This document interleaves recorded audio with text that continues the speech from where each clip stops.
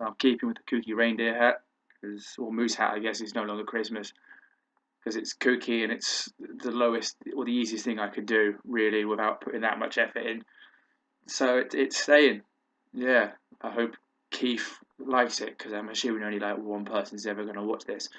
But anywho, so well, the same day I'm gonna talk about Escape Plan because that was, I guess, a big film that was quite highly anticipated because it had both Sylvester Stallone and Arnold Schwarzenegger in it, and it was the first time that they'd done anything like this, at least for a long time, and at their age.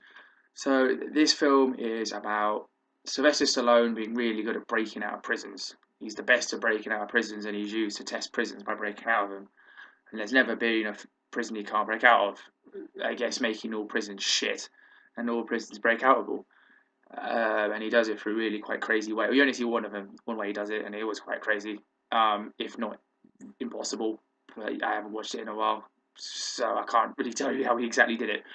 But yeah, so he's, I guess, I guess in this psychic or I guess employee, 50 Cent, um, helps him out to get to this super duper new prison, which no one had heard of before, even though it seems to have a lot of people in it, but no one's heard of it. And it's got like the worst of the worst in it because, of course, it did. It'd be weird if it was minimum security and it's in the sea. So Sylvester goes along to say, I can break out of this. Um, and he meets, I think also he has to get someone else out as well, who's he's famous, he's needed, he's a bit of a leader or a rebel.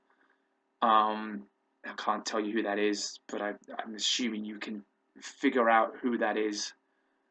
And in the film, it turns out he was put in there because it was all a trap, um, so that he could never get out again. Because people have resented a guy who breaks out of prisons to make their prison stronger, who they hire. Because fuck him and his good services to the company. But hey ho. And then he meets Arnold Schwarzenegger, who's the hardest guy in the prison. Who I admit, obviously Arnold Schwarzenegger's a big dude and strong, but the guy's pushing 70. I'm pretty sure that if you were just a really big dude yourself, you'd do better against him. Obviously, I'd be crushed, but I'm not a big guy, so I admit that. And to be honest, in prison, if I'd either have to become A, the bitch, or B, the second I walk in, try and frantically tattoo a swastika on my chest before heading to the yard so I can prove I'm a Nazi, so I might get some help. Um, but nevertheless, yeah, he's like the big cheese in the prison system, and the prison is like really hard to get out of, obviously. But luckily, Sylvester's got a plan, which I won't ruin because it's kind of the point of the film. It seems a bit unfair. Yeah, Phil was good. Yeah, it's pretty decent. It's interesting. I don't know why I had such the hype for Arnold Schwarzenegger and Sylvester Stallone to be in it because they're good. Don't get me wrong, but it's been a while since they've been at their eighties peak. Um, and just because they're in it doesn't mean it'll be good. I mean, if you look at, I think it's movie 43 for an example of this should be good because good people are in it.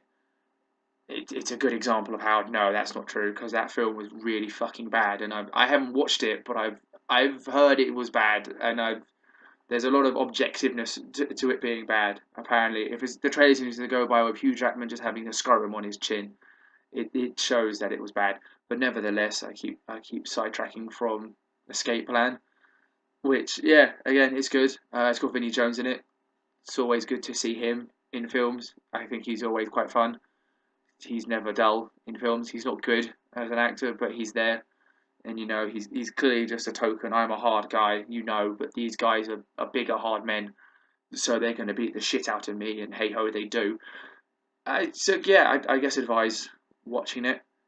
If you again, this is not a film with a plot. Like every film I've talked about so far, the plot is minimal, and I think it tries to have a better plot than it does, or it tries to be kind of cleverer than it is because it kind of had to be because it's a prison breaking out film.